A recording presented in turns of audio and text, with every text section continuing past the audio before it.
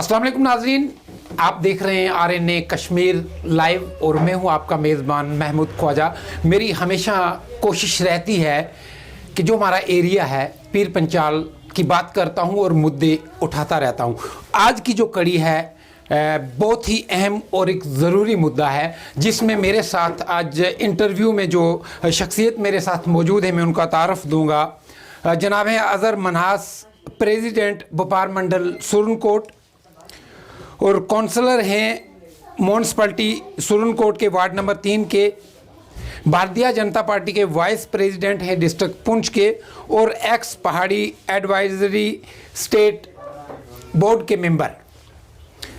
इनसे हम तीखी बात भी करेंगे, इनसे जो मामलात हैं, जो सवालात हैं, सियासी गुफ्तगू भी करेंगे और खित्ता के अंदर जो काम, जो आम पब्लिक के काम, आम जनता के काम नहीं हो रहे हैं, इसकी वजूहात क्या रही। सबसे पहले मैं खुश आमदीद कहता हूं आपको अज़हर साहब। शुक्रिया महमूद ख्वाजा जी कि आपने मुझे अपना वक्त दिया और आज मुझे आपने अपने स्टूडियोज़ में बुलाया है। इसके लिए मैं आप तमाम मीडिया हजरात का जो है वो शुक्रिया करता हूं और मुझे उम्मीद है कि आज के जो इस इंटरव्यू में जो चीज़ें डिस्कशन होंगी उसमें काफ़ी बड़े पॉइंट्स हैं, काफ़ी बड़ी लोगों की मुश्किलात भी हैं। तमाम बातों पे हम जनाब से बात करना चाहेंगे। सबसे पहले मैं अज़हर साहब आपके पास ये सवाल लेके आऊँगा क्योंकि आप काउंसलर हैं म्यूनसिपलिटी के सुरनकोट वार्ड के, तो म्यूनसिपलिटी सुरनकोट को बने हुए कितना अरसा हुआ और कुल आबादी कितनी है, वार्ड कितने हैं? देखिए महमूद ख्वाजा जी, 2010 में हमारी म्यूनसिपल कमेटी सुरनकोट में जो बनी, क्योंकि काफ़ी अरसे से कोशिश की जा रही थी कि सुरनकोट में म्यूनसिपैलिटी होनी चाहिए। 1970 या 72 में एक बार बनी थी, लेकिन उसके बाद लोगों के एहतजाज के बाद उसको कैंसिल कर दिया गया। लोगों ने कहा कि इसमें कई किस्म के टैक्स लगेंगे और लोगों को मंजूर नहीं था, उस वक्त नहीं बनाई गई। लेकिन 2010 में हमें मौका मिला और 2010 में हमारी म्यूनसिपल कमेटी सुरनकोट बनी। और इसकी जो यहाँ तक वार्ड्स की बात आप कर रहे हैं, 13 वार्ड म्यूनसिपल कमेटी सुरनकोट में है। 6870 जो हमारी जो है यहाँ की पॉपुलेशन जो है 6870 जो हमारी पॉपुलेशन है, और इसको बने हुए तकरीबन इस वक्त तक 11 साल जो है वो मुकम्मल होने जा रहे हैं। म्यूनसिपलिटी बनने के लिए काफ़ी जुस्तजू रही थी लोगों की कि जब म्यूनसिपलिटी बनेगी तो सुरनकोट टाउन के अंदर साफ़ शफाफ सफाई हर चीज़ की जो है वो एक अच्छी डेवलपमेंट देखने को मिलेगी। लेकिन आप विजुअल्स में मैं दिखाऊंगा कि सुरनकोट म्यूनसिपलिटी की अगर मैं बात करूं तो क्या हालत है। यहाँ सुरनकोट का एक मशहूर कट्ठा है जिसके आप विजुअल्स देख रहे हैं, इसमें देखो कितना कूड़ा, कितना करकट पड़ा हुआ है। मैं इस पे आऊँगा मनाज साहब के पास, लेकिन उससे पहले मैं ये जानना चाहूँगा मनाज साहब आपसे, इलेक्शन से पहले 2017 में आई थिंक इलेक्शन हुए म्यूनसिपलिटी के, 2018 में, माफ़ कीजिएगा, इलेक्शन से पहले और इलेक्शन के बाद जो म्यूनसिपलिटी के लिए लोगों की तवक्कात थी, आप क्या फ़र्क महसूस करते हैं कि लोगों की जो तवक्कात थी म्यूनसिपलिटी सुरनकोट उस पर पूरा उतरी है? देखिए, सबसे पहले तो मैं ये कहूँगा कि जब से म्यूनसिपलिटी बनी है 2010 और 2018 का जो पीरियड था, उसमें जो सेंटर स्पॉन्सर्ड स्कीम थी या स्टेट की जो स्पॉन्सर्ड स्कीम थी, उसमें जो जितना फ़ंड्स आना चाहिए था वो नहीं। उस वक्त भी फ़ंड्स की जो है वो बहुत किल्लत थी और आज भी फ़ंड्स की जो है वो किल्लत है। जहाँ तक लोगों की उम्मीदें थी कि म्यूनसिपल कमेटी बनने के बाद सुरनकोट के अंदर तरक्की होगी, मैं आज बिल्कुल ये कहूँगा, एज ए काउंसलर भी कहूँगा, एज ए जिम्मेवार यहाँ का शहरी भी होने के नाते कहूँगा कि हम वो सहूलियात जो है लोगों को नहीं दे सके हैं। वो इसलिए नहीं दे सके हैं कि जितनी सेंटर स्पॉन्सर्ड स्कीम हमारी म्यूनसिपल कमेटी सुरनकोट के अंदर आती है, चाहे वो IDMT हो, 14FC हो, डिस्ट्रिक्ट प्लान हो, हमारे पास टोन ड्रेनेज का पैसा भी आता है, और इसके अलावा माई टोन माई प्राइड जो सेंटर की तरफ से स्कीम चलाई गई थी, बैक टू विलेज, इसी की तरह का एक प्रोग्राम हमारा टोन का भी था। इसमें भी कुछ फंड्स जो है वो हमें मिले थे। लेकिन मैं आपकी जानकारी के लिए और यहाँ की आवाम की जानकारी के लिए ये ज़रूर कहूँगा कि एज ए काउंसलर मुझे बने हुए सिर्फ 3 साल हुए हैं, और 3 साल के अरसा में जो फंड्स मुझे मुहैया किए गए हैं, सिर्फ 9 लाख रुपया, महमूद ख्वाजा साहब आप यहाँ गौर देंगे कि सिर्फ 9 लाख रुपया फंड्स जो है एक वार्ड में, वार्ड नंबर 3 में मुझे मिला है पिछले 3 साल में।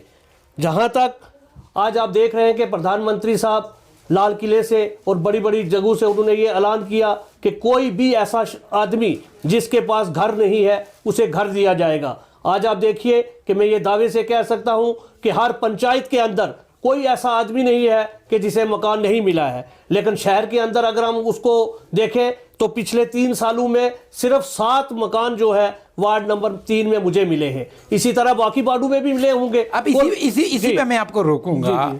प्रधानमंत्री का जो ऐलान है उसके मुताबिक अगर आपके वार्ड में 7 मकान मिले हैं, लेकिन आप भी जो रूलिंग पार्टी है उसके एक प्रेसिडेंट हैं, तो आपकी क्यों काविशें नहीं रही, क्यों कोशिश नहीं की कि ज़्यादा से ज़्यादा जो गरीब लोगों को फ़ायदा चाहिए? मैं उसी पे आ रहा था। मेरा कहने का मतलब ये है कि गांव के अंदर आज देखिए कि हर पंचायत के अंदर देखिए 100 से 150 मकान हर पंचायत वालों को मिला है। लेकिन अर्बन में जो हमारा कोटा था उस कोटे में हमें बहुत कम जो है कोटा मिला, जिसमें मैं कहूँगा कि इसमें हमारे अर्बन ऑफिसर्स की जो है वो कमज़ोरी है। कमज़ोरी ये है कि जितनी जो है उनको रिक्वायरमेंट देनी चाहिए थी, जितना यहाँ से एक मैसेज जाता कि हर वार्ड में 20-20 या 30-30 मकान, देखिए आज भी हम ये मैं कह सकता हूँ कि 35 मकान रिकमेंडेशन जो है हमने अपने वार्ड के किए हैं। लेकिन बड़े अफसोस से कहना पड़ता है कि डायरेक्टरेट लेवल से, सेक्रेटरेट लेवल से आज तक उसका पैसा जो है वो रिलीज़ नहीं हुआ। इसी तरह के स्कीमें जो हमारी सेंटर स्पॉन्सर स्कीमों के ऊपर पिछले साल जो टेंडर किए गए आज तक वो काम नहीं हुए।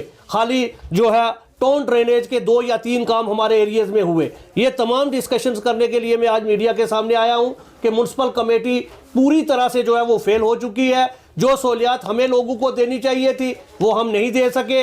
जो डेवलपमेंट के प्रोजेक्ट हमने भेजे, टेंडरिंग किए, ई टेंडरिंग हुए, उसके बाद भी जो है आज तक काम जो है वो शुरू नहीं किए गए। इसके मैं या आम पब्लिक नहीं बोल रही,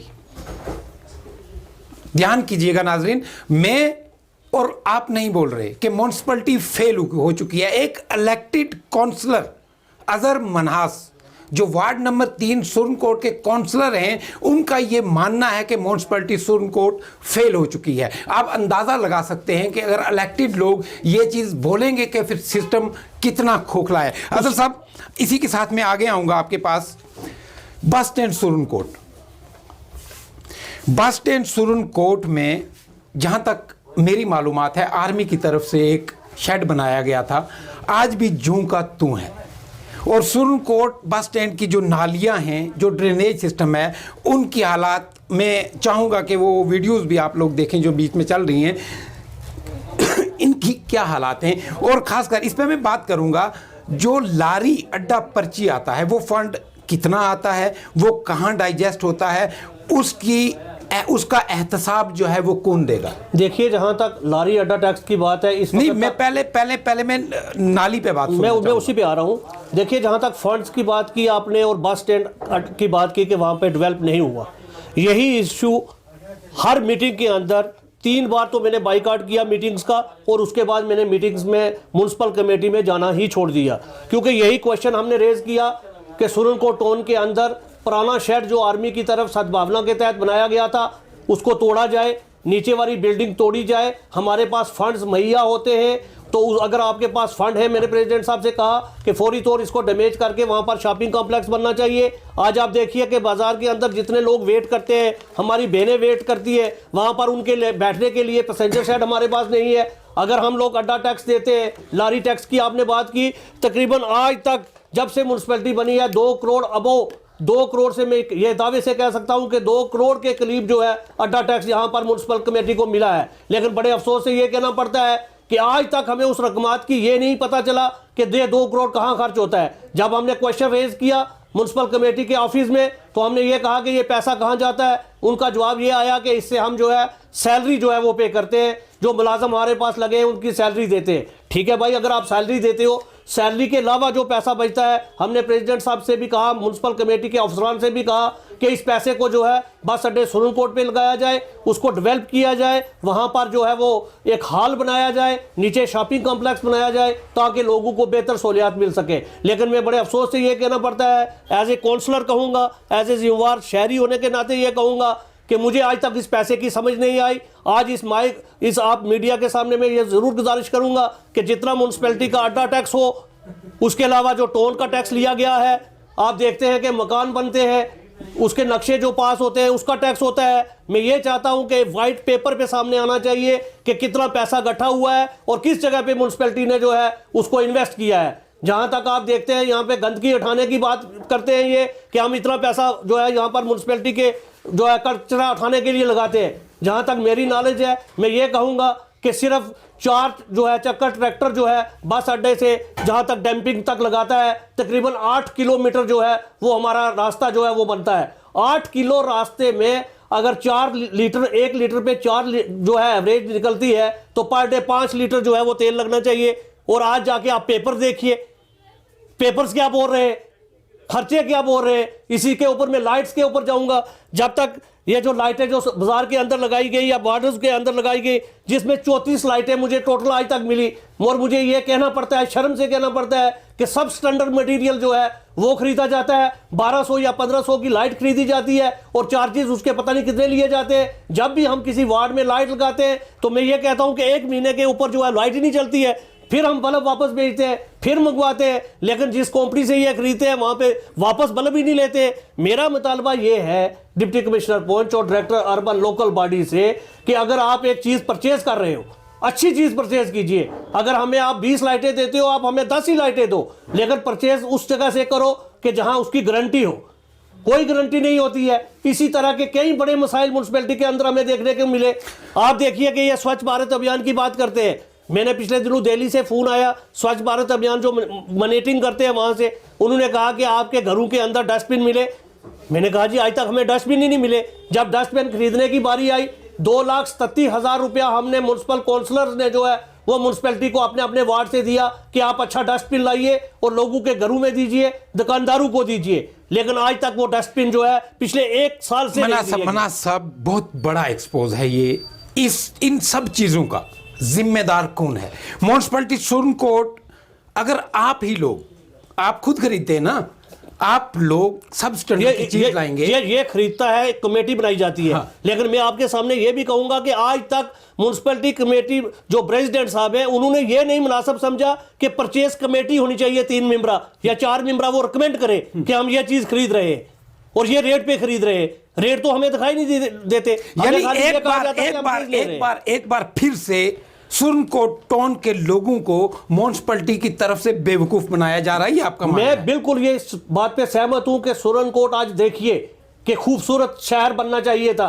म्युनिसिपैलिटी बने हुए 11 साल हो चुके हैं, आज भी आप हमारी गलियां देखिए, किसी जगह पे टाइलिंग नहीं हुई है। हमने बार बार मैं ये भी कहूंगा कि हमने पूछ, जब हमारे लेफ्टिनेंट गवर्नर मुर्मू साहब आए तो मुझे बोलने का मौका मिला। मैंने वहां भी कहा कि सुरनकोट को जो है जितनी भी गलियां हमारी 35 जो है मेन गलियां हैं हमारी, कि उन तमाम को टाइलिंग की जाए, लेकिन कोई फंड्स जो है वो हमें मुहैया नहीं किया गया। फारूक खान साहब यहाँ पर तशरीफ लाए, उस वक्त भी हमने कहा कि जितनी मेन गलियां हैं इनके लिए फंड्स जो है वो मुहैया किया जाए। मुझे बड़े अफसोस से ये कहना पड़ता है, आज आप देखिए रूरल एरियाज में, अर्बन रूरल एरियाज के BDDC को जो है वो 25 लाख रुपया दे दिया गया, DDC को जो है वो DDC चेयरपर्सन को 1 करोड़ रुपया दे दिया गया। आज जो है इनकी तवज्जो जो है उनकी तरफ ज्यादा हो गई। आज आप रूरल एरियाज देखिए, बेहतरीन डेवलपमेंट हो रही है। कल मैं आपको एक वाकया बताऊं, दरा सांगला कितना फॉल फ्रांग दूर एरिया है, मुझे जाने का मौका मिला।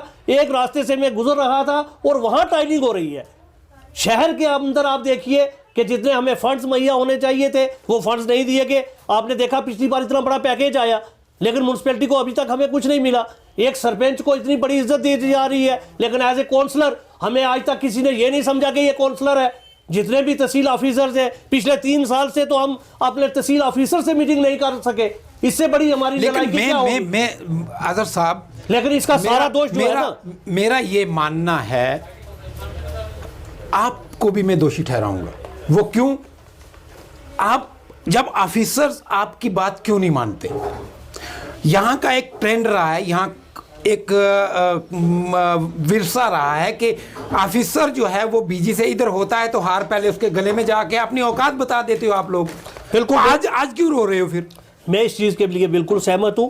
मैं आज भी अपनी जगह पे सेटिस्फाई हूं, इसलिए हूं कि जो काम थोड़ा हमने अपने वार्ड में किया और बाकी वार्डों से बढ़ के मैंने काम किया। हमें लोगों ने जिता के भेजा था, इसलिए भेजा था कि हम जो है इलाके की तरक्की कर सके। लेकिन हम उसमें कामयाब नहीं है। मैं तो ये आने वाले दिनों में सोच रहा हूं कि मुझे रिज़ाइन पेश करना पड़ेगा और मैं as a counsellor within days किसी वक्त भी मैं अपना रिज़ाइन पेश करने के लिए तैयार हूं। वो इसलिए रिज़ाइन में दे रहा हूं कि जो हमने लोगों के साथ वादे किए थे वो हम वादे पूरे नहीं कर सकते, हमें उतने फंड्स जो है वो मुहैया नहीं है, हमारे साथ जो है जो वादे किए गए थे उस पर हमें धोखा कहीं ना कहीं मिल रहा है। अगर एक म्यूनसिपल कमेटी पुंछ में देखिए, रजौरी में देखिए, वो पुरानी म्यूनसिपैलिटी में उनको फंड्स जो है वो मुहैया होते हैं, लेकिन हमारे पास फंड्स की कमी है। मैं गवर्नर साहब से भी ये कहूंगा कि आपने अगर उस वक्त इलेक्शन कराए, हमें चुन के लाया, तो आप हमें फंड्स मुहैया कीजिए कि हम लोगों के काम करें। नहीं तो मैं तो किसी वक्त भी जो है वो रिजाइन जो है वो आपके सामने, मीडिया के सामने और डिप्टी कमिश्नर पुंछ के हवाले कर दूंगा। मुझे ऐसी खरपेंची नहीं चाहिए कि जहां तक कि मैं लोगों के काम ना कर सकूं। आज मुझे अगर व्यापार मंडल के लोगों ने बुलाया है, आज मैं अगर व्यापारियों के लिए ना बोलूं, आज आप देखिए बस अड्डे के अंदर पिछले कई दिनों से मैं कह रहा हूं कि ड्रेनेज बंद है, आप इस ड्रेनेज को खोलिए। हाड़ी मोहल्ला के अंदर देखिए 3 मरतबा म्युनिसिपैलिटी अफसर और प्रेसिडेंट साहब गए, आज तक उस ड्रेन को नहीं खोला गया। मैंने कहा कि जेसीपी लगा के इंक्रोचमेंट को हटा के नीचे से ड्रेन क्लियर कीजिए और वहां पर वो कीजिए। पिछले 1 साल से तो मैं ये कह रहा हूं, उस पर काम नहीं हो रहा है, सिर्फ लोगों को दिलासे दिए जा रहे हैं, चाहे वो म्युनिसिपैलिटी ऑफिसर्स हो या जो भी जो ओहदेदारान हो। मैं क्लियर कहूंगा। जहां तक बाकी बात है पॉलिटिकली, आपने मुझे कहा कि आप भी बीजेपी से तल्लक रखते हैं, तो उसके मैं कुछ बात करना चाहूंगा। देखिए, पार्टी के साथ मैं जुड़ा हूं, पिछले काफी अरसा से पार्टी का काम कर रहा हूं, इसमें कोई शक नहीं कि भारतीय जनता पार्टी में आप सवाल करेंगे, आपने किया कि आप हुकूमत में हैं तो आपने क्या किया। मैं आपके लिए ये कह दूं कि प्रधानमंत्री साहब हो या भारतीय जनता पार्टी का कोई भी अदना से अदना वर्कर हो, भारतीय जनता पार्टी ने हमेशा लोगों के लिए काम किया है, सरमाएदार लोगों के लिए कम काम किया है, गरीब आवाम के लिए बेहतर काम किया है। आज आप हेल्थ इंश्योरेंस की मैं बात करूंगा, पहले हमारा हेल्थ इंश्योरेंस 70 साल में आप देखिए कि कहीं भी आपको फ्री ट्रीटमेंट किसी आदमी को नहीं मिलती थी। पिछले 5 साल आपने देखा होगा कि कुछ लोगों के जो है वो गोल्डन कार्ड बने, जो लिस्टें तैयार की गई, जो सेंसिस में लोग आए या नहीं आए। लेकिन जब प्रधानमंत्री जी ने देखा कि इस लिस्ट में सारे लोग जो है वो नहीं है, उन्होंने एक ऐलान कर दिया कि हर घर का जो है, चाहे वो मुलाजम है चाहे वो गरीब है, उसका हेल्थ इंश्योरेंस कार्ड जो है वो बनेगा। आज आपने देखा कि कार्ड्स बन रहे हैं। मैं पिछले लॉकडाउन की बात करूंगा, लोग बड़े बड़े क्वेश्चन करते हैं पॉलिटिकली के बीजेपी ने कुछ नहीं किया। मैं पॉलिटिकली ये कहना चाहता हूं लोगों के लिए भी और जानकारी के लिए भी, पिछले लॉकडाउन में देखिए 9 महीने का फ्री राशन हमारी सरकार ने गरीब लोगों को दिया। मैं मानता हूं बीपीएल फैमिलीज को दिया, गैस सिलेंडर दिए, किसानों को 2-2 हजार रुपया दिया, और जहां तक दुकानदारों का लॉस हुआ, मैं खुद क्या सर लोगों तक पहुंचा वो राशन? मैं उसी बात, वो एडमिनिस्ट्रेशन ने लोगों तक पहुंचाया। हमारे पास ऐसे बहुत बड़े सबूत हैं। मैं इसकी बात करूं, मैं टोन की बात कर रहा हूं कि जहां पर टोन में फ्री राशन इशू हुआ उसमें हम मौजूद थे, जहां पर गैस सिलेंडर दिए गए हम मौजूद थे, जहां तक 2000 की बात हम करते हैं, एक बटन दबाने से 2000 रुपया खाते में आ जाता है, किसी ऑफिसर की कोई भी चोरी जो है उसमें नहीं है। हम दुकानदार हैं, हमारी लिमिट्स के अंदर जो हमने लिमिट्स यूज की हुई थी, हमें भी पैसे पड़े। जितने भी बड़े बड़े लिमिट्स के दुकानदार थे, जिसका करोड़ रुपया जिसने लिमिट से निकाला हुआ था उसको लाखों पड़े, लेकिन हमने अगर लाख रुपया यूज किया था 4700 रुपया मेरे अकाउंट में भी पड़ा। इस तरह सरकार ने काम किए, इसमें कोई शक नहीं है। आप देखिए 70 साल तक पहाड़ी का भी आपने जिक्र किया कि मैं मेंबर हूं, मैं सरकार का शुक्रिया करता हूं कि उन्होंने भी मुझे पहाड़ी एडवाइजरी बोर्ड का स्टेट का मेंबर बनाया और 3 साल तक मैं मेंबर रहा। उस वक्त हमें महमूद ख्वाजा साहब 4% रिजर्वेशन जो है वो नहीं मिली थी। लेकिन मैं ये कहूंगा कि 70 साल हमारे पहाड़ी लोगों को बेवकूफ़ बनाया गया कि आपको हम पहाड़ी स्टेटस जो है वो देंगे। कई लोगों ने कुर्बानियां दी, इसमें मैं नहीं कहूंगा कि इसमें हमारा क्रेडिट है। मोहम्मदीन बाणे जी से लेकर, बुखारी साहब से लेकर, शबीर खान साहब से लेकर कई लोगों ने पहाड़ी काज के लिए काम किया, इसमें कोई शक नहीं, लेकिन पहाड़ी दिलाने में नाकाम रहे।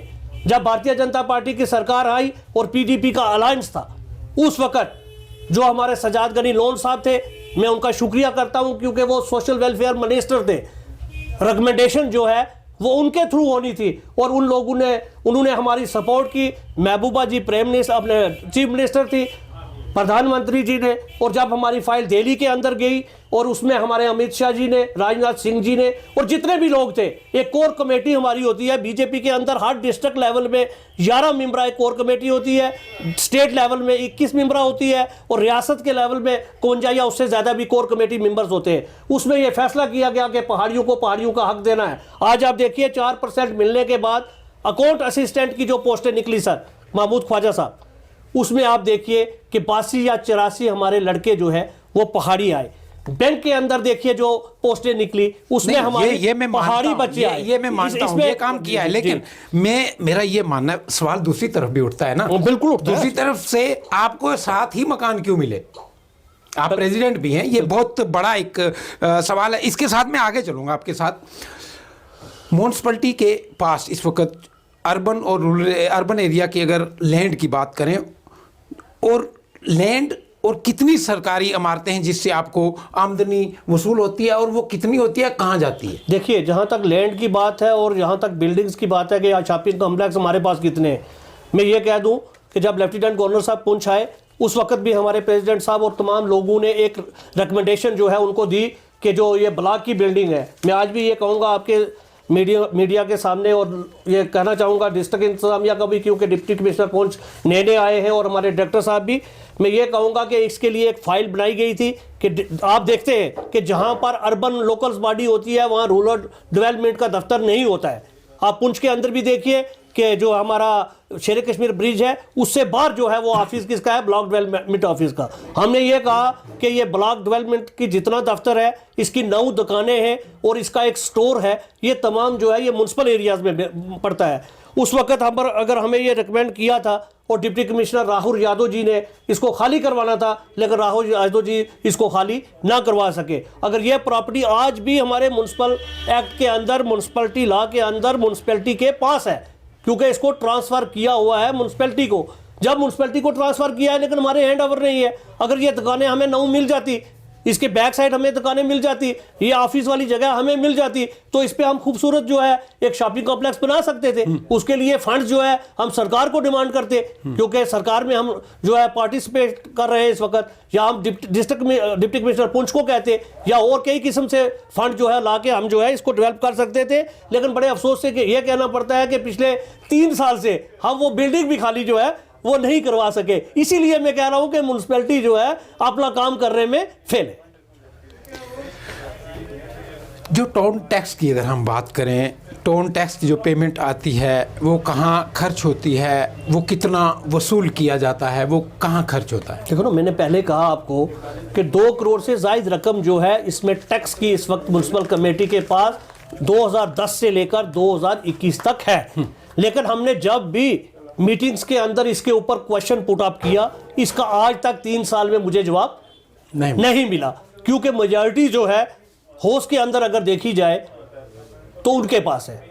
वो 7 लोग हैं या 8 लोग हैं, जब वो बिल कोई भी चीज़ पास करते होंगे, हो सकता है उन 8 लोगों का साइन करके करते हो, लेकिन मेरी नॉलेज में ऐसी कोई चीज़ नहीं है कि वो पैसा कहाँ इन्वेस्ट होता है, उसको कहाँ इस्तेमाल किया जाता है। लेकिन एज ए रिप्रेजेंटेटिव आपके पास तो हक है ना उनसे पूछने। मैंने कहा ना कि आपको भी पब्लिक ने चुना हुआ है। मैंने कहा 3 बार हमने ये क्वेश्चन पुट अप किया, लेकिन आज तक इसका हमें आंसर नहीं मिला। मैं ये कहूँगा कि आपके द्वारे से कि आप भी इस पे जो है एक स्पेशल इंटरव्यू प्रेसिडेंट साहब का कीजिए और उनसे पूछिए कि ये रकमात कहाँ खर्च होती है। बिल्कुल पूछें। मैं ये कहूँगा कि मुझे जहाँ तक अंदाज़ा है इस वक्त तक जितनी भी जो पैसा है जहाँ पे जो टैक्स के ज़रिए आता है या कैसे भी आता है, उस पे किसी किस्म का चेक जो है वो नहीं है। चेक होना चाहिए, परचेजिंग के लिए कमेटी मुकर्रर होनी चाहिए, ताकि हम डेवलपमेंट जो है वो लोगों की कर सके, लोगों को कल जवाब दे सके कि हम डेवलपमेंट जो है ये कर रहे हैं, हमारे एरियाज़ में ये काम हो रहे हैं। किसी किस्म का कोई भी, आप देखिए महमूद ख्वाजा साहब, 1 साल हो गए टेंडर हुए और 1 साल में अभी हमारे काम शुरू नहीं हुए। 30-31 मार्च खत्म हो गई। जब हमने अपने ठेकेदार को पूछा जिनको टेंडर हुआ है, वो कहते हैं जी जो हमने काम किए थे हमें उसके पैसे नहीं मिले। जब म्यूनसिपल कमेटी अपना पूरा फंड PWD को दे चुकी है तो फिर उनको पैसे क्यों नहीं मिले? इसमें किसकी गलती है? हमारे पास जो फंड आता है हम उसका एक प्लान बनाते हैं। एज ए काउंसलर हमें कहा जाता है कि आप 2 लाख का प्लान दो, 3 लाख का दो, हम देते हैं। उसके बाद जिम्मेदारी बनती है महकमा की, प्रेसिडेंट साहब की, कि उनको फंड जो है वो ट्रांसफर करे ताकि मौके पर काम हो सके। आज तक मौके पर काम ही नहीं होता है, 1 साल में तो काम ही कोई नहीं हुआ। बिल्कुल नाज़रीन, ये थे हमारे साथ अज़हर मनास, जिन्होंने एक बहुत बड़ा एक्सपोज किया है। मैं एक्सपोज कहूँगा कि एज ए रिप्रेजेंटेटिव उनको इतनी मुश्किलात आ रही हैं। जैसे आपने पूरे इंटरव्यू में सुना कि कोई भी काम यहाँ ग्राउंड लेवल पर नहीं हो रहा, और वाकई हम लोग जब दौरा करते हैं तो कोई भी काम हमें जिसको अमली जामा पहनाया गया हो वो देखने को नहीं मिलता। तो इसी के साथ देखिए महमूद ख्वाजा साहब, एक चीज़ रोकना चाहूँगा। पोलिटिकली मैंने अभी बात की पहाड़ियों की, मैं लोगों की जानकारी के लिए गुजर बरादरी से भी ये कहूँगा, आपने देखा होगा कि पंचायत के हमारे इलेक्शन हुए, मेंबर से आप शुरू कीजिए। पंचायत राज एक्ट जो बनाया गया, आप हमारी रियासत में हमेशा इसको लोगों ने एहतजाज किया जम्मू में जी, हम पंचायती राज एक्ट को लागू कर रहे हैं जी, आज करेंगे जी, 1980 में करेंगे जी, 90 में करेंगे जी, 2000 में करेंगे, लेकिन किसी सरकार ने पंचायत राज एक्ट जो है वो इम्प्लीमेंट नहीं किया। ये भारतीय जनता पार्टी ने रियासत जम्मू व कश्मीर में किया। सबसे बड़ी बात देखिए आप, एसटी और वुमेन रिजर्वेशन वार्ड से लेकर और डीडीसी मेंबर्स तक, आज आप देखिए कि डीडीसी मेंबर्स जो है उसके लिए, उसके पीछे पार्टी का भी तो फायदा है। देखिए उसके लिए मैं मान के चलता हूं, लेकिन डीडीसी के लिए भी सीटें रिजर्व कर दी गई एसटी के लिए। इससे बड़ा बेनिफिट एसटी के लोगों को वक्त में हो सकता है, एमएलए के लिए भी, एसटी के लोगों के लिए इससे बड़ा बेनिफिट भारतीय जनता पार्टी की सरकार के अलावा किसी ने आज तक नहीं दिया।